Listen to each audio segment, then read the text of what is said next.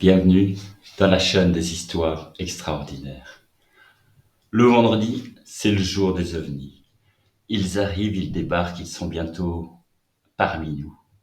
De nombreux rapports en parlent et c'est pourquoi je vais vous réciter quelques extraits du rapport Cometa. Le premier, c'est de l'avion RB-47 aux États-Unis, le 17 juillet 1957.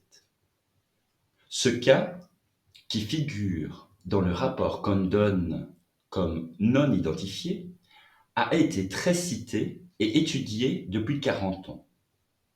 Le physicien James McDonald a publié les résultats de son enquête en 1971 dans la revue Astronautics and Aeronautics. Philip Klass, le journaliste précité, s'est alors efforcé de donner, en 1976, une interprétation banale des faits, fort contestable dès l'abord. Cette interprétation a été réfutée pour l'essentiel fin 1997, au terme d'une enquête approfondie, contenue dans un mémoire du chercheur en technique aérospatiale Brad Sparks.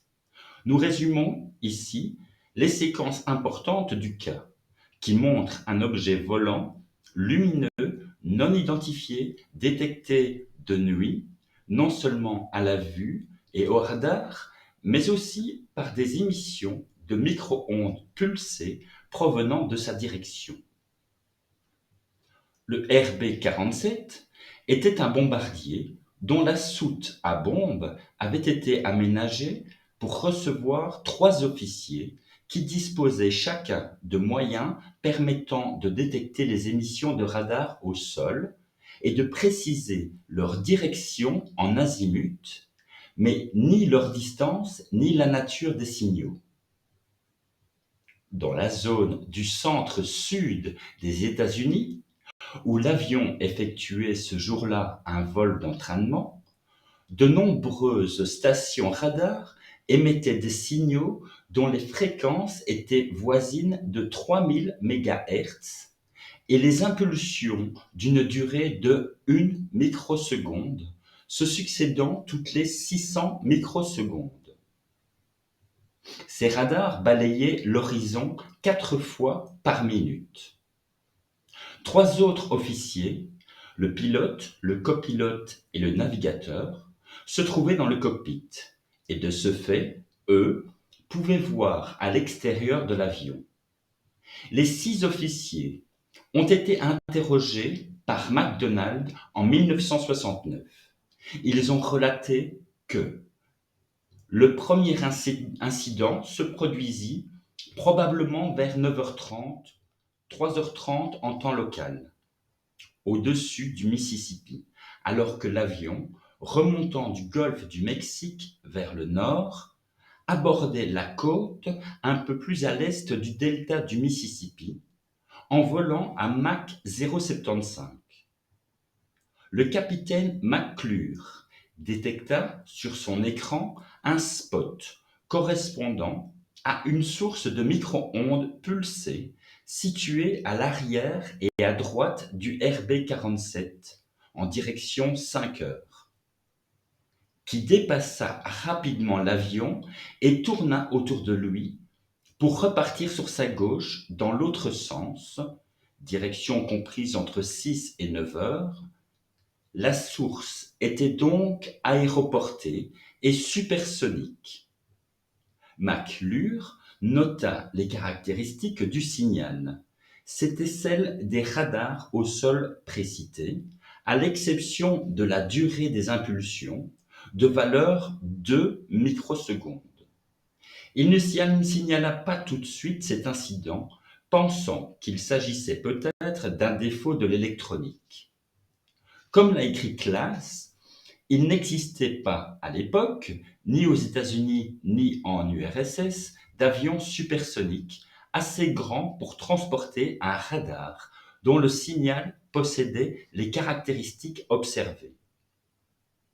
L'incident suivant se produisit à 10h10 en Louisiane, lorsque le commandant Chase, pilote, et le capitaine McCoy, copilote, virent une lumière intense d'un blanc bleuté se diriger vers l'avion dans la direction 11h, puis bondir de leur gauche à leur droite et disparaître alors qu'elle était dans la direction 2h. Classe a montré que cet objet était peut-être une météorite dont la trajectoire provoquait une illusion d'optique. Mais sur le moment, Chase et McCoy se demandèrent s'il ne s'agissait pas d'un ovni. McClure, en les entendant, se souvint de sa détection précédente et rechercha un signal de même nature. Il trouva ce signal à 10h30, identique au précédent, et par coïncidence peut-être en provenance de la direction 2h, ce signal fut confirmé par le capitaine Provenzano, dont le détecteur était lui aussi capable d'opérer autour des 3000 MHz. Il ne pouvait s'agir d'un signal d'un radar fixe, car sa direction 2h restait invariable, alors que l'avion poursuivait sa route depuis plusieurs minutes vers l'ouest. L'avion pénétra au Texas, puis vint à portée du radar Utah, situé près de Dallas. L'équipage rendit compte à Utah, qui détecta à la fois l'avion et un objet gardant une distance constante de 18 km par rapport à lui. À 10h39, toujours au Texas, le commandant Chase aperçut une lumière rouge de grande dimension qu'il estima évoluer à 1500 mètres plus bas que l'avion, sensiblement dans sa direction 2h. L'avion volait à l'altitude de 10 500 mètres et le temps était parfaitement clair. Bien que le commandant ne puisse pas déterminer la forme ni la taille de l'objet, il eut l'impression nette que la lumière émanait du haut de l'objet. À 10h40, il reçut l'autorisation de poursuivre cet objet et prévint Utah. Il ralentit puis accéléra. Utah l'informa que l'objet accompagnait ses mouvements, tout en se maintenant à une distance constante de 18 km. À 10h42, Chase accéléra et vit l'objet rouge virer à droite en direction de Dallas. Ceci fut confirmé par McClure.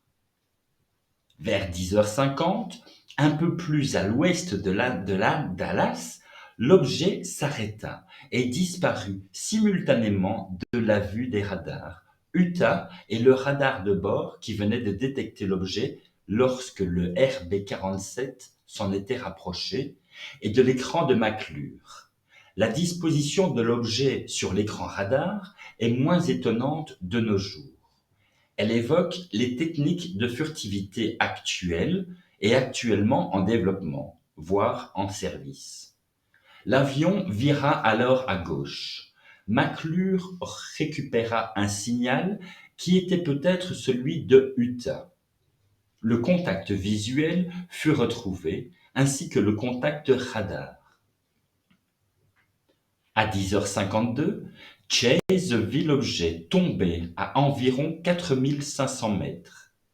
Il fit effectuer au RB-47 un piqué de 10 500 mètres à 6000 mètres. L'objet disparut alors simultanément de sa vue, du radar Utah et de l'écran de McClure.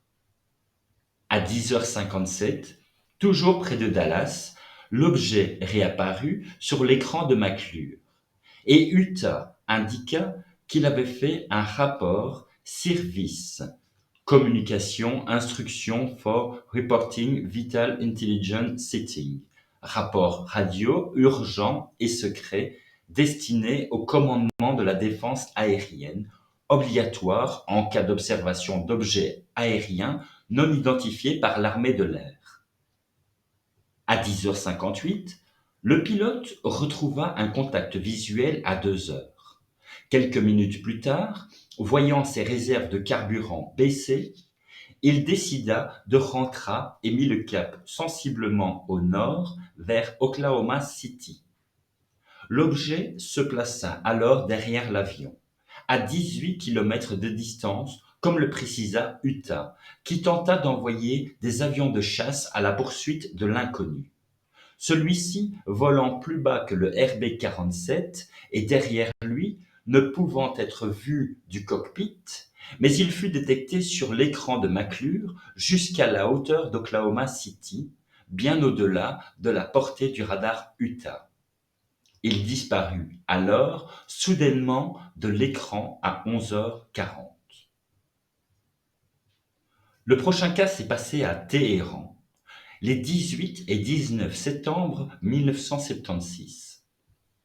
Cet incident eut lieu dans la nuit du 18 et 19 septembre 1976 et différents journaux du monde entier le relatèrent plus ou moins fidèlement, par exemple France Soir, dans le numéro daté du 21 septembre.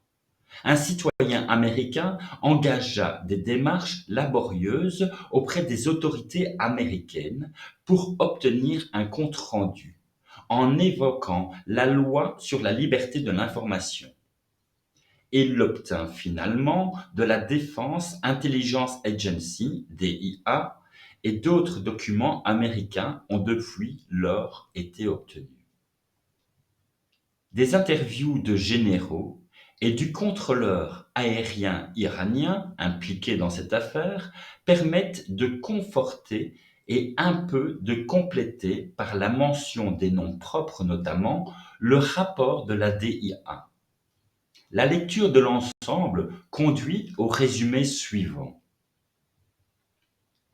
Vers 11 heures du soir, le 18 septembre, la tour de contrôle de l'aéroport de Téhéran reçoit plusieurs appels signalant un objet lumineux, étrange, immobile dans le ciel, au-dessus d'un quartier résidentiel de Shemiran, dans la partie nord de la capitale.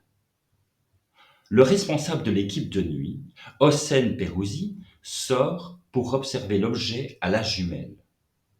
Il a témoigné avoir vu un rectangle correspondant probablement à un objet cylindrique aux extrémités duquel pulsent des lumières de couleur blanc-bleu.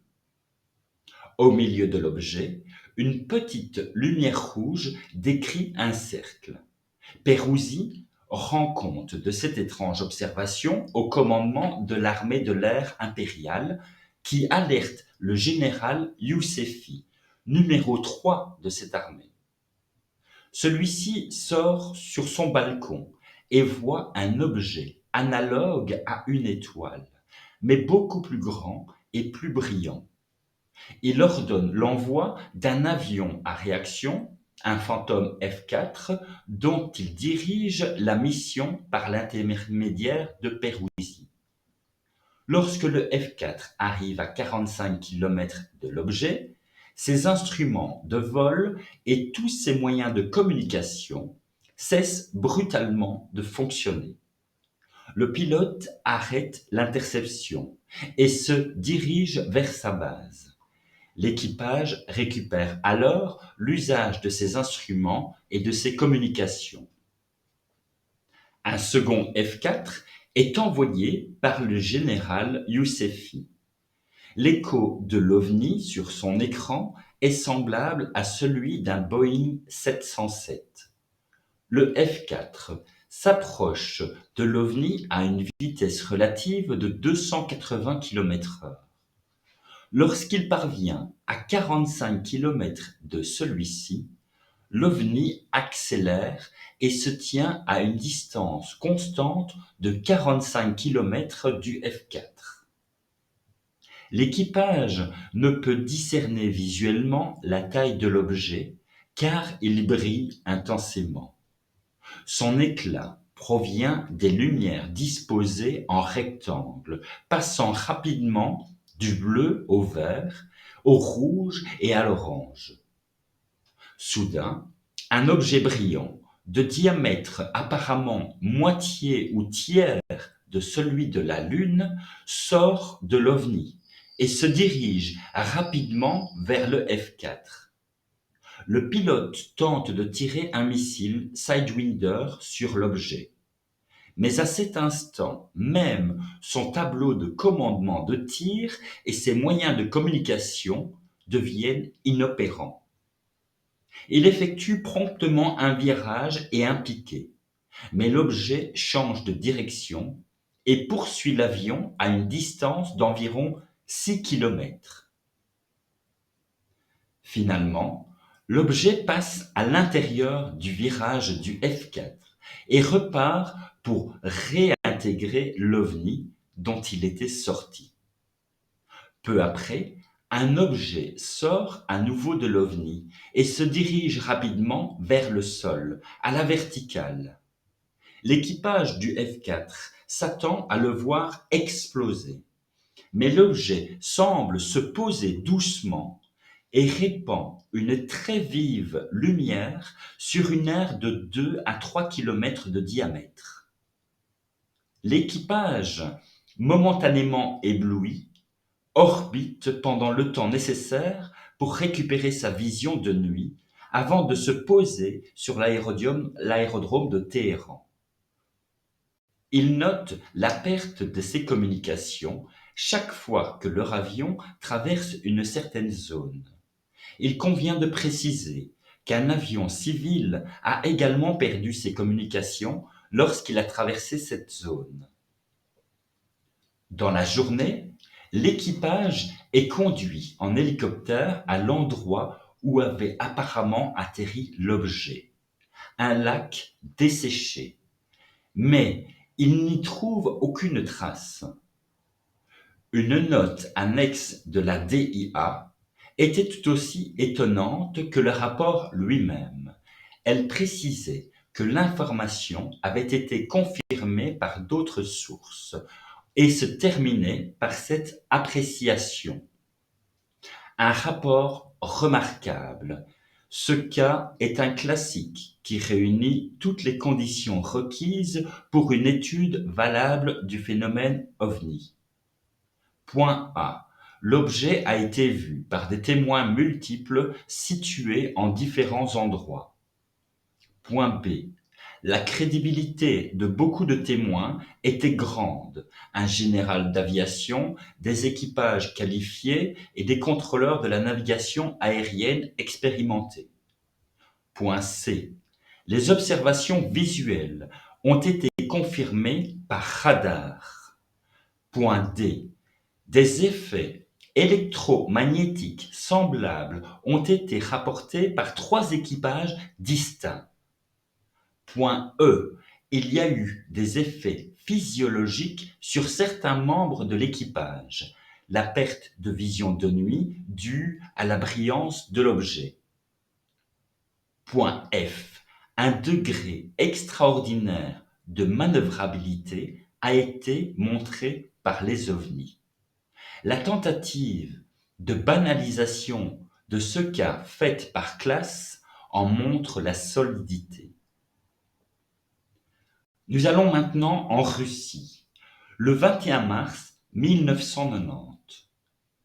Ce cas s'est produit de nuit dans la région de Pereslav-Zaleski à l'est de Moscou. Il a été rapporté par un article du général d'aviation Igor Maltsev, commandant les forces de défense aérienne. Il est paru dans le journal Raboshoya Tribuna, Tribune des travailleurs, le 19 avril 1990. Le titre était Des ovnis sur des radars de défense aérienne. On y mentionnait l'envoi d'avions de combat en mission d'interception des ovnis détectés. Le général Maltsev, qui a fait la synthèse des plus de 100 observations visuelles collectées par des commandants d'unités, a déclaré : « Je ne suis pas un spécialiste des ovnis, et donc je ne peux que relier entre elles les données et exprimer ma propre hypothèse. Selon les données rassemblées par ces témoins, l'OVNI était un disque d'un diamètre de 100 à 200 mètres. Deux lumières clignotaient sur ses côtés. De plus, l'objet tournait autour de son axe et effectuait une évolution en forme de S, à la fois dans les plans vertical et horizontal. Ensuite, l'OVNI restait stationnaire au-dessus du sol, puis volait à une vitesse 2 à 3 fois supérieure à celle des avions de combat modernes. Les objets volaient à des altitudes allant de 100 à 7000 mètres. Le mouvement des ovnis n'était accompagné par aucune espèce de bruit et s'est caractérisé par une stupéfiante manœuvrabilité. Les ovnis paraissaient complètement dépourvus d'inertie. En d'autres termes, ils avançaient d'une façon ou d'une autre, maîtrisant la gravité. À l'heure actuelle, des machines terrestres ne pourraient guère présenter de telles caractéristiques. Nous parlons maintenant du cas de San Carlos de Bariloche, le 31 juillet 1995. Le vol Aerolíneas Argentinas AR-674, un Boeing 727 en provenance de Buenos Aires, est à 140 km de San Carlos de Bariloche, station touristique des Andes centrales, où il s'apprête à atterrir. À cet instant précis, une panne d'électricité plonge la ville dans l'obscurité et le pilote reçoit l'ordre de se mettre en attente pour quelques minutes avant d'effectuer son approche finale. Alors qu'il débute celle-ci, le pilote observe une étoile bizarre. Au même moment, le centre de contrôle met en attente un second avion qui arrive dans le secteur. Le vol AR-674 poursuit son approche, mais alors qu'il est en fin de virage dans l'axe de la piste, un objet ressemblant à un gros avion apparaît sur son côté droit et vole parallèlement à lui. Cet objet possède 3 lumières, dont une rouge en son milieu. Les lumières de l'aéroport tombent à nouveau en panne. Le balisage de la piste et de la rampe d'approche s'éteignent également. L'avion en attente observe le même phénomène depuis sa position. Le pilote, ne pouvant effectuer son atterrissage, remet les gaz et effectue un nouveau virage pour se représenter dans l'axe de la piste. À cet instant, l'objet, devenu lumineux, passe derrière l'avion, s'arrête, monte à la verticale pour s'arrêter de nouveau. Il repasse devant l'avion avant de disparaître définitivement vers la cordillère des Andes. L'équipage, les passagers du vol AR-674, ceux de l'autre avion ainsi que les contrôleurs de l'aéroport et une partie des habitants de San Carlos assistèrent médusés à cet insolite balai aérien. Ce cas est intéressant à plus d'un titre. Une observation corroborée par de multiples observateurs indépendants en vol et au sol. La durée du phénomène est de plusieurs minutes. Des trajectoires variées, dont certaines épousent celles de l'avion. L'observation d'un phénomène électromagnétique, extinction des lumières de la ville et de l'aéroport, en relation directe avec la présence de cet objet.